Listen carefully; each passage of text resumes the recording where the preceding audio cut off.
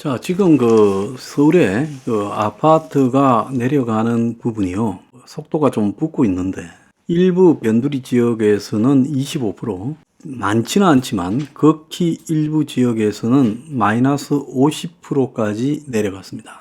그래서 제일 많은 게 마이너스 25에서 30이고, 일부에 따라서 40%가 내려가고, 일부에 따라서는 반토막이 난 50%, 지역에서는 50% 반토막 난 지역이 여러 군데 나오고 있습니다. 자, 그래서 앞으로 지금 이 총선을 치르면서 넘어가고 있어서 그런데 총선이 지금 끝이 나고 난 이후에 영끌 비투족의 문제, 또 한참 영끌 비투족을 아파트를 사도록 끌어들였던 이 건설사와 또 금융사의 유착 문제, 자, 이런 것들이 부동산 PF 부실 그리고 주담대 문제, 가계부채 문제 등이 지금 매우 심각하게 총선 이후에는 부각이 될 거라는 겁니다. 그래서 많은 언론들이 4월 위기설을 지금 이야기를 하고 있죠.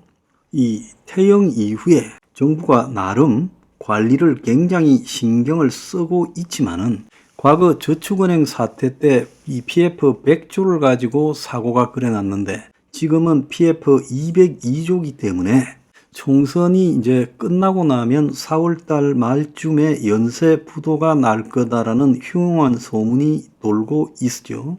그래서 몇몇 이름이 널리 알려진 중견 건설사들이 올 봄을 넘기기가 어렵다. 정경련에서 여론조사를 했는데 건설사 77%가 어렵고 17%가 여유가 좀 있는데 어렵다는 사람들은 지금 이자도 못 내고 있고 태영 같은 경우에는 임금 체불까지 나오고 있어요. 그래서 임금 체불액이 역대 최고 수준입니다. 그래서 건설 현장이 지금 사정이 안 좋다 보니까 임금 체불이 여러 군데서 지금 생기고 있고 그러면서 지금 이 PF 부실이 더 이상 연장되지 못하고 터져 나올 거다라고 지금 이야기가 나오고 있습니다. 그래서 각자 뼈를 깎는 자구 노력을 해라라고 이야기하지만 돈이 없고 지금까지 사업을 부실하게 벌려놓은 사람이 뼈를 깎는 자구 노력이 되겠느냐? 안 되죠. 그 다음에 건설사가 지금 매출이 나와야 유지가 되는데 현재 건설사가 짧은 기간에 엄청나게 오른 부동산 가격에 맞추어서 사업 계획을 잡고 분양가를 책정하고 거기에 동거하는 이자나 각종 비용을 책정했기 때문에 이게 이제 분양이 안 되다 보니까 이제 수습불능의 상황에 빠졌어요. 그리고 건설사가 지금 이 채무 만기가 와서 연장할수록 금리가 더 올라가고 있기 때문에 자, 뒤로 끌면 끌수록 지금 부실이 더 심해지는 상황이 벌어진다는 거예요. 그래서 유일하게 지금 이 건설 PF 부분이 터지지 않고 회복되는 거는 시장이 좀 살아나서 부동산이 좀 팔려야 되는데 지금 이 건설사들이 책정해 놓은 가격으로 살아날 수가 없는 거예요. 그러면 상식적으로는 이런 시장이 맛이 가면 가격을 낮추어서 떨이로 팔면 되는데 이 건설은 그게 잘 안 된다는 거예요.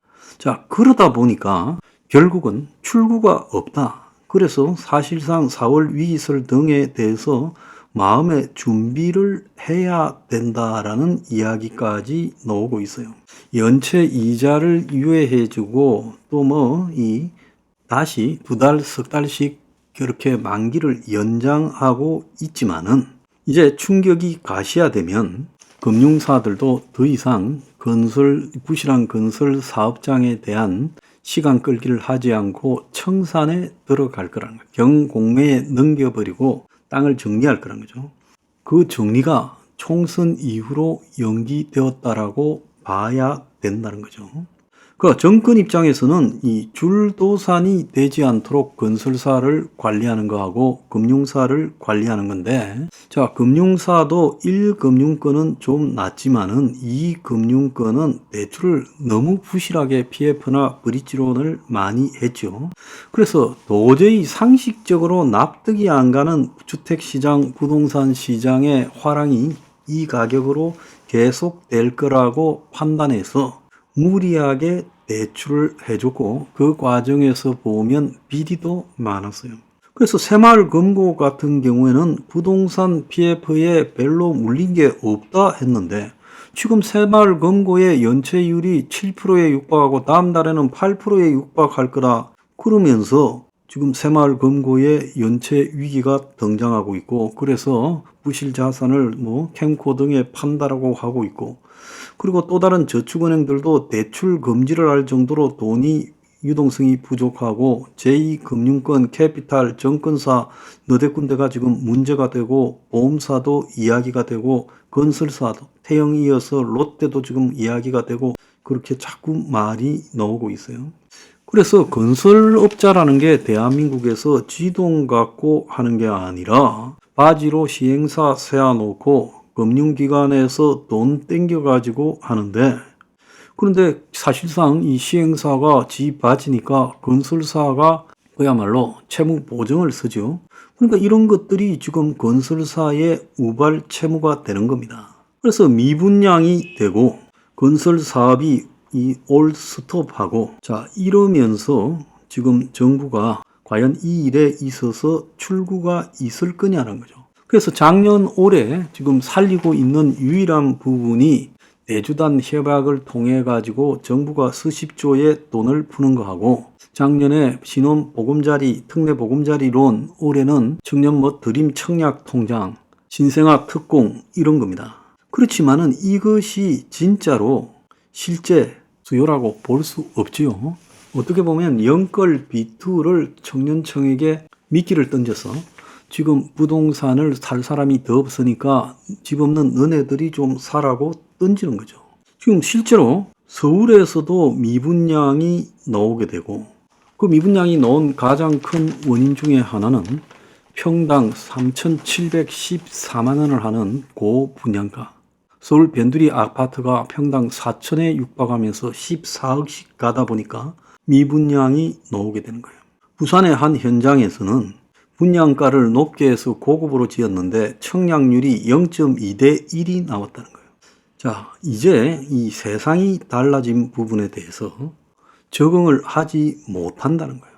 자, 그래서 한때 한 30%쯤 떨어졌다가 작년에 중반기 이후에 집값이 쭉 또 올라가면서 한 85%까지 회복됐다가 그게 전부 특례 보금자리론 때문에 한 거죠.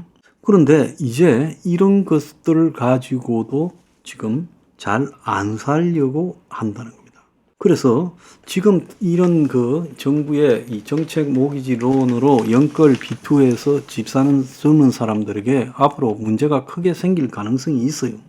그런데 지금 정부가 중요한 거는 부동산에 있어서 저렇게 공사비가 평당 1,000만 원에 육박한다. 정말로 그렇게 노임이 올랐고 원자재 가격이 올랐느냐? 아니면 부동산 시행 아파트 짓는 사업 자체가 야바이 사업이다 보니까 뜯어먹고 나누고 빼돌리는 구조가 굉장히 많다 보니까 그 구조에 맞추어서 비용을 갖다가 책정하다 보니까 그렇게 됐냐?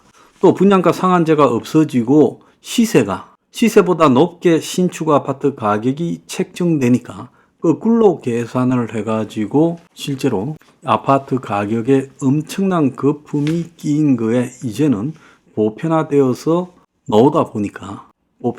터지다 보니까 이제 수습을 못하고 있는 것이냐. 이런 부분에 정리를 좀 해야 될까. 그래서 과연 노임이 그렇게 올랐는지 현장에 조사를 해보고 지금 전 세계 건설 불황인데 한국만 건설 원자재가 올랐다는 것도 조사를 좀 해보고 도대체 3,714만 원의 평당 건축가가 어디서 나오느냐.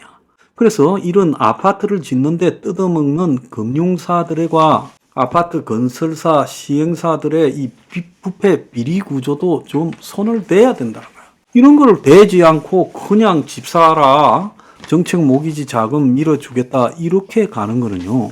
이거는 무너질 때까지 하루살이로 버텨보겠다는 거예요. 나중에 영끌 비투한 사람이 청년들이 정부 책임을 얼마나 제기할 수 있겠어요? 지금 4월 위기설을 건설업계 살리기 위해서 예산 조기 집행, SOC 예산 사업비 조기 집행, 그래서 공사비 성금함도 높여서 살려달라 이렇게 하는데 이런 거는 다 솔직히 말하면 눈 가리고 아웅하는 방식이죠. 그래서 진짜 위기라면 이런 걸 한다고 해결되는 게 아니지 않겠어요? 그래서 정부가 건설업계에 나오는 이야기, 그리고 건설업계와 연결된 금융사들에 나오는 이야기들, 이런 것들을 조사를 하고 또 그걸 처벌하고 진실을 밝히는 것도 정부의 역할이다. 지난번에 보면 정권사들이 부동산 PF 해가지고 정권사 간부들이 수백억 도둑질 해먹었다고 그렇게 시끄러웠는데 금감원이 조사해서 1월 달에 잡았다고 발표해놓고는 이름도 다 숨겨버리고 그 이후에 검찰에 고발 처리됐는지 어떻게 됐는지도 안 나오고 있고, 솔직히 말하면 이 건설사와 거기에 돈을 대주는 정권사나 금융사 간의 비리는 한두 개가 아니죠. 어마어마하지요. 그런데 그걸 갖다가 몇 개 그냥 A, B, C, D 해가지고 발표해놓고 그 이후에 처리조차도 안 나오고 있어요. 자, 이런 식으로 덮고 가고, 또 ELS 홍콩에 터진 것도 덮고 가고, 해외 부동산 구입, 해외 부동산 펀드도, 해외 상업용 부동산 펀드도 덮고 가고, 그래서 그런 과정에서 엄청난 비리들이 있을 수가 있다. 옛날에 우리가 옵티머스 라임에서 얼마나 비리 천국이었는가, 그리고 그리고 은행에서 그런 펀드를 파는데 얼마나 서로 간에 권력적인 유착 관계가 있었는가 다 알고 있잖아요. 그래서 이거를 정리를 해야 된다는 거예요. 자꾸 정책 모기지론, 그리고 시간 연장만 할 게 아니라 이 건설 그리고 금융사의 비리를 철저하게 단속해야 된다. 평당 3,714만 원 말이 됩니까?